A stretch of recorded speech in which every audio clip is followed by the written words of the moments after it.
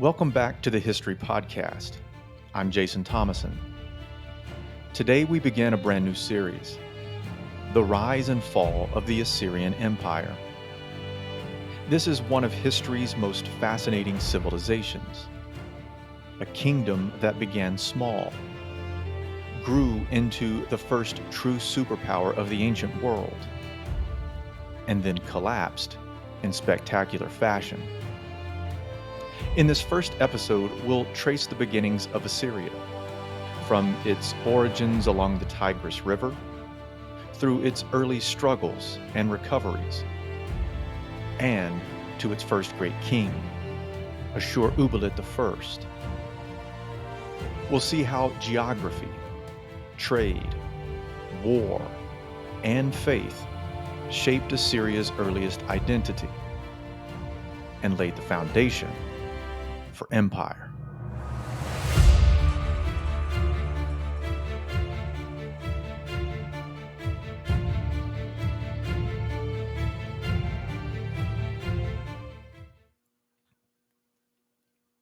The heart of Assyria was a city called Aššur, located on the west bank of the Tigris River in what is now northern Iraq.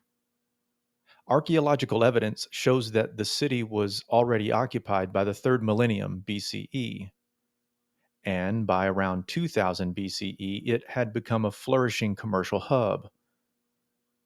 The city gave its name to both the people and their chief god, also called Aššur. Unlike the sprawling urban centers of southern Mesopotamia, such as Ur or Uruk, Aššur remained compact, but its location was strategic. It sat at a crossroads between Anatolia, modern-day Turkey, the Zagros Mountains, and the Mesopotamian plain. This made Assyria perfectly placed to engage in trade, and later, conquest. Religion was central to Assyrian identity. The god Aššur was not just a local deity, but became the divine embodiment of the state itself. Unlike Marduk of Babylon, who rose to supremacy after Hammurabi's time, or Enlil of Sumer, who was tied to one city's dominance, Ashur's identity was inseparable from the Assyrian people and their kings. To serve Aššur was to serve Assyria itself. As the Assyrians expanded, warfare and conquest were often justified as fulfilling the will of Aššur. The fusion of politics and religion would remain a hallmark of Assyrian power.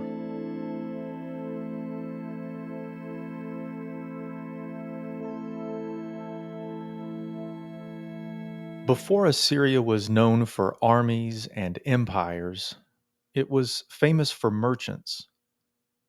From around 1900 BCE, Assyrian traders established colonies in Anatolia.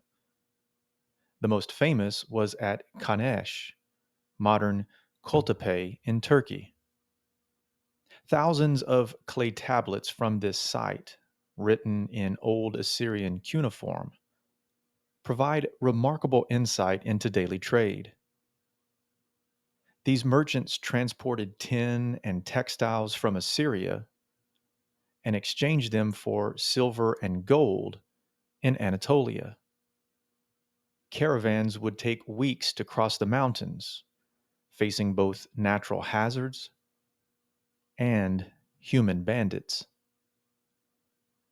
The tablets also let us hear the voices of these traders.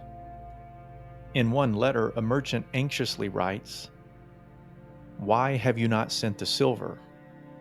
If you do not send it quickly, I will be ruined." Another complains about caravan dangers. "The roads are full of bandits. Guard the donkeys carefully, or we will lose everything."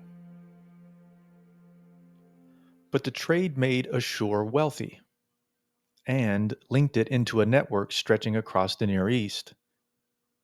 Importantly, the merchants operated as private entrepreneurs. While they recognized the authority of the city's rulers and the god Aššur, they conducted business through family firms and partnerships.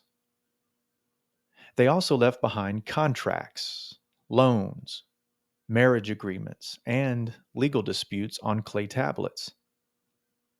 This shows how commerce not only enriched Assyria, but also spread habits of literacy, organization, and record keeping, skills that would later fuel the empire's bureaucracy. This shows that early Assyria was less a militarized state and more a commercial republic.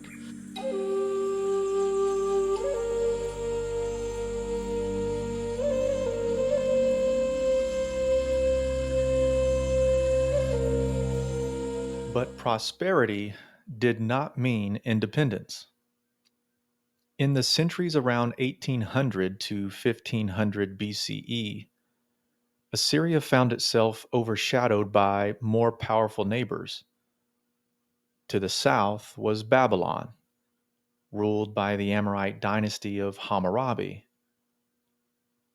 To the north and west was the kingdom of the Hittites. And to the east, the rising power of the Mitanni. Assyria often became a pawn in their rivalries. At times, the kings of Aššur had to acknowledge Babylonian supremacy. At other times, the Mitanni imposed their overlordship. This period of foreign dominance was frustrating for Assyria, but also formative. The Assyrians preserved their identity, their worship of Aššur, and their trading connections. They also learned lessons in warfare and statecraft from their overlords, lessons they would later apply with devastating effect.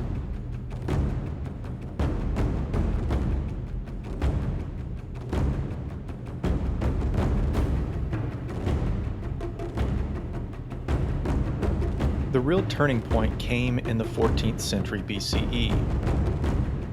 Around 1363 BCE, Ashur-uballit I became king. His reign marks the moment when Assyria emerged as an independent and ambitious kingdom. Ashur-uballit skillfully broke free from Mitanni control, taking advantage of the Mitanni's weakening under pressure from the Hittites. He secured Assyria's borders, expanded its influence, and began corresponding with other great kings of the late Bronze Age. We know this because he appears in the Amarna letters, correspondence between Near Eastern kings discovered in Egypt. In one, Ashur-uballit proudly writes to the Pharaoh, "I am Ashur-uballit, the king of Assyria, the great king. From of old we have not written to one another, but now that I am seated on my father's throne, I write to you." Notice the tone. He calls himself the great king, placing himself on equal footing with Egypt's Pharaoh. For the first time, Assyria was asserting itself as a major power. Being included in this network of great kings, Egypt, Hatti, Babylon, Mitanni, and now Assyria, was itself a declaration of legitimacy. It was an exclusive club, and Assyria was the bold newcomer. For centuries, Assyria had been overshadowed, but now its ruler insisted on parity with the world's most powerful monarchs. It was a declaration that Assyria had arrived on the international stage. Ashur-uballit I also set the foundations for what would become the Assyrian Empire. He reorganized the administration, fortified cities, and strengthened the army. His successors would continue this trajectory, sometimes facing setbacks, but always pressing forward. Most importantly, Ashur-uballit I established the precedent that Assyria was not merely a regional state, but a contender for dominance across Mesopotamia. The ideology of kingship tied to the god Aššur, the militarization of the state, and the ambition for empire all can be traced back to his reign. A century later, Tukulti-Ninurta I would expand Assyria's reach even further. He conquered Babylon, shocking the Mesopotamian world. In his own inscriptions, he claimed divine approval. I marched to Babylon. I defeated its king. I carried off his treasures and statues of the gods by the command of Aššur, my lord. Tukulti-Ninurta even commissioned an epic poem, one of the first of its kind, celebrating his conquests. Assyrian kings weren't just warriors, they were masters of propaganda. But the Middle Assyrian period was also known for its laws and administration. Surviving law codes show harsh punishments, especially concerning women and property. For example, if a woman committed adultery, her husband could punish her by death or mutilation. Compared to Hammurabi's code, already famous for its severity, the Middle Assyrian laws were even stricter, reflecting a more patriarchal and militarized society. The Middle Assyrian state was strict, hierarchical, and deeply patriarchal.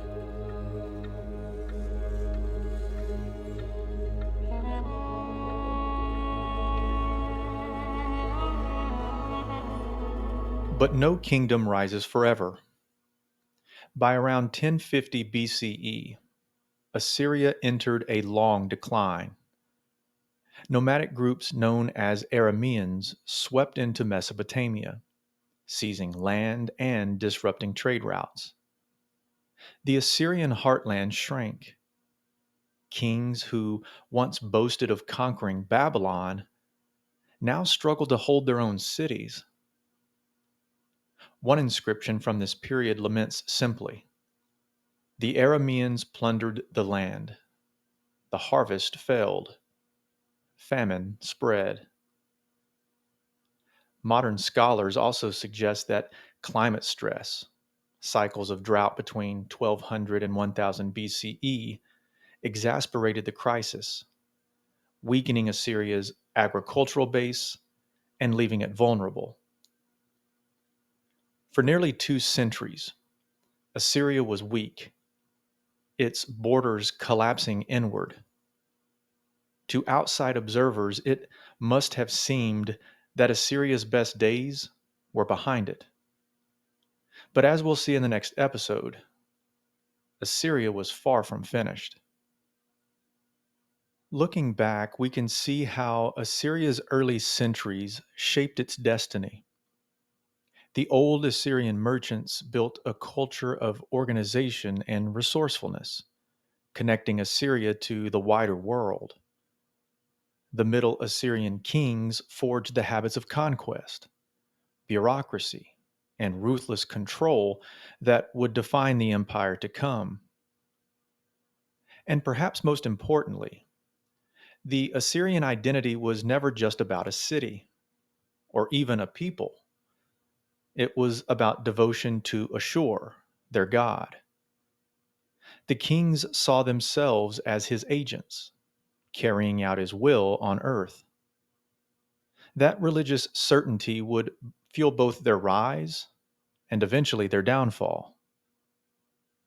So, as we close episode 1, we've seen how Assyria rose from a small trading city to a kingdom that could claim equal footing with Egypt and Babylon.